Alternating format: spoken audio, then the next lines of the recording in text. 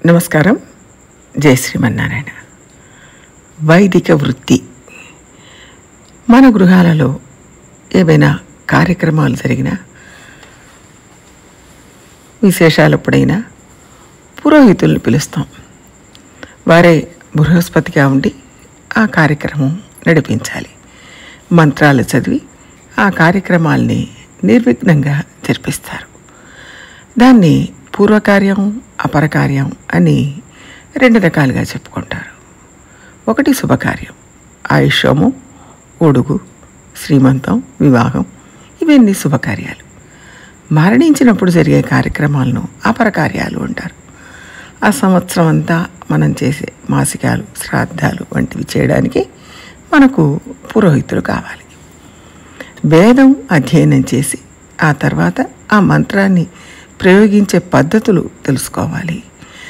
దాన్ని మన కోసం చేయాలి. దీనికి మనకు వైదికులు కావాలి. అలాగే ఆ సమయంలో తగిన వంట చేయడానికి స్వాములు కావాలి. అందులో 2-3 పద్ధతులు ఉంటాయి. ఒకటి, మన కుటుంబ సభ్యులు వంట చేయడం ఒక పద్ధతి, లేదా ఇంట్లో కానీ సత్రంలో కానీ వంట చేసే వాళ్ళని పిలిచి వాళ్ళతో వంట చేయించుకోవడం ఒక పద్ధతి. మూడవది, ఇవాళ బాగా ప్రాచుర్యంలో ఉన్నది అవుట్ సోర్సింగ్.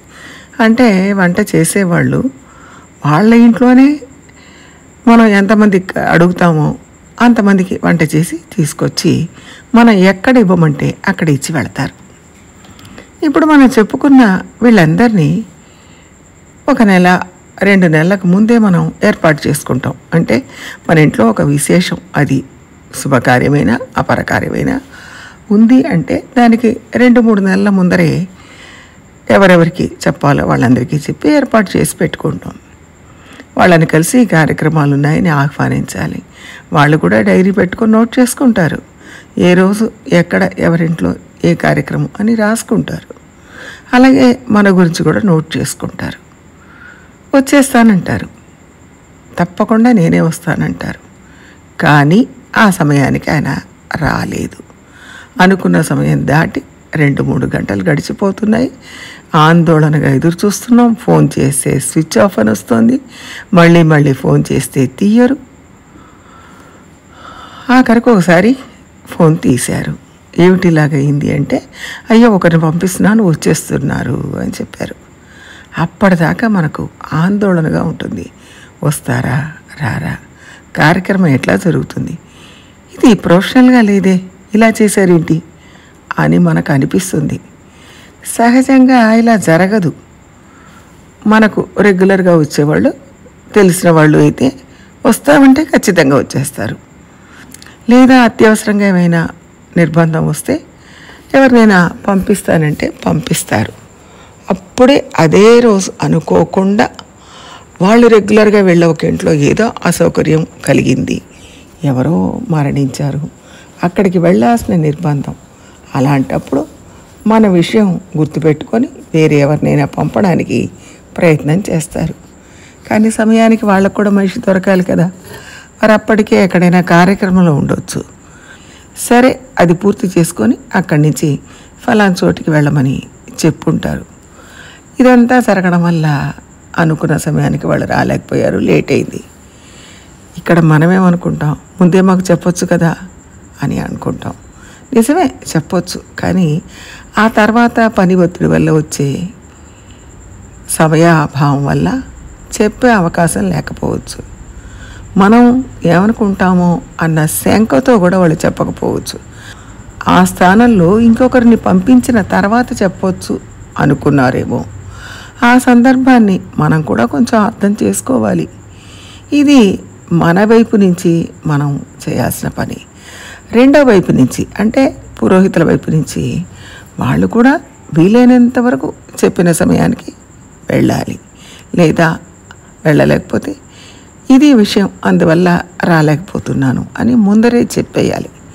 ఒప్పుకున్నప్పుడు చేయాలి. లేదు ఏదన్నా అనుకోకుండా ఒత్తిడి వచ్చింది అన్నప్పుడు వాళ్ళతో ఫ్రాంక్గా ఇది పరిస్థితి అని చెప్పాలి.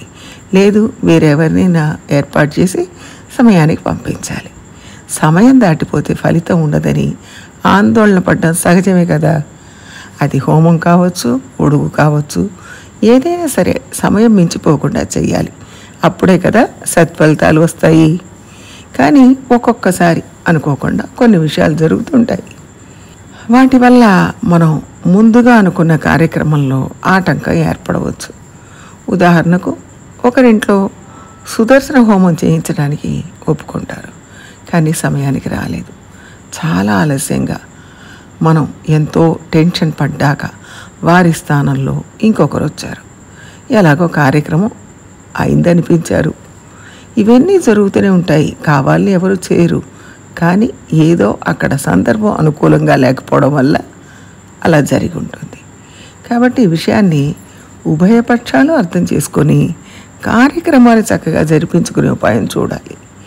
పాత రోజుల్లో అందరూ ఒకే ఊళ్ళో ఉండేవాళ్ళు, పక్కింట్లోనో ఎదురింట్లోనే ఉండేవాళ్ళు, గబుక్కని వచ్చి చేయించి వెళ్ళేవాళ్ళు.